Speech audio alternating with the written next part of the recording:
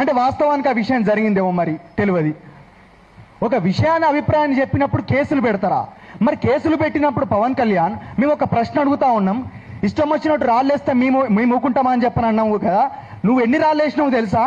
ఇక్కడ గద్దరన్న మీద తూటాలుగా కాల్స్తే, ఇక్కడ బెల్లి లలితక్కను 18 ముక్కలు చేస్తే, మారోజు వీరన్న ప్రాణాలు తీస్తే, అనేక మంది తెలంగాణ బిడ్డలు ఆత్మార్పణ చేసుకుంటున్నటువంటి సందర్భం లోపట ఆ త్యాగాలకు విలువనీయకుండా, వాళ్ళ యొక్క ఆత్మార్పణలకు విలువనీయకుండా, కనీసం మానవత్వము జాలి అనేది లేకుండా కెమెరామెన్ గంగతో రాంబాబు అనేటటువంటి ఒక దుర్మార్గమైనటువంటి సినిమాను తీసి తెలంగాణ ఉద్యమాన్ని నువ్వు దారుణంగా అవమానించినవా లేదా పవన్ కళ్యాణ్? నేను అడుగుతా ఉన్నా. అది నువ్వు రాళ్ళేసుడు కాదా? మేము రాళ్ళిచ్చి కొట్టదలుచుకుంటే మేము కొట్టలేమా? నీ అన్నను జగిత్యాల లోపల కోడిగుడ్లతోటి తరిమి ఎందుకు కొట్టిర్రు? ఇందుకు కాదా? ఇట్లాంటి చర్యలకు కాదా?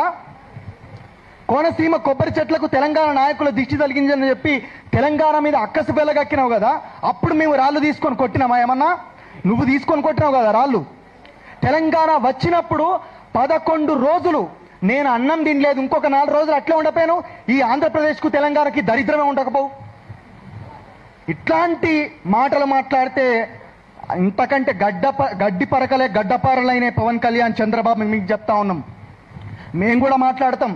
చర్యలు నేను తెలంగాణ పోలీసులు ఇక్కడ ఉంటే నేను వాళ్ళకు ఒకటే విజ్ఞప్తి చేస్తా ఉన్నాం.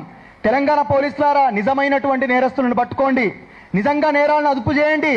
మొన్న బండి భగీరథ్ కేసుకేమో మేము అంతా కలిసి, ఇట్లాంటి వ్యక్తులు అందరూ కలిసి ఇంత సమూహం ఏర్పడి వీడియోలు చేసి అనగబట్టి ఎంబడివాడి కేసులు చేయించారు. ఆయన ఏం మాట్లాడకపోయినా మీరు ఆంధ్రప్రదేశ్ నుంచి అక్కడి నుంచి ఇక్కడికి వచ్చి, మీరు కాకినాడ నుంచి పోలీసులు ఇక్కడికి వచ్చి ఆయన మీద కేసులు చేస్తారా?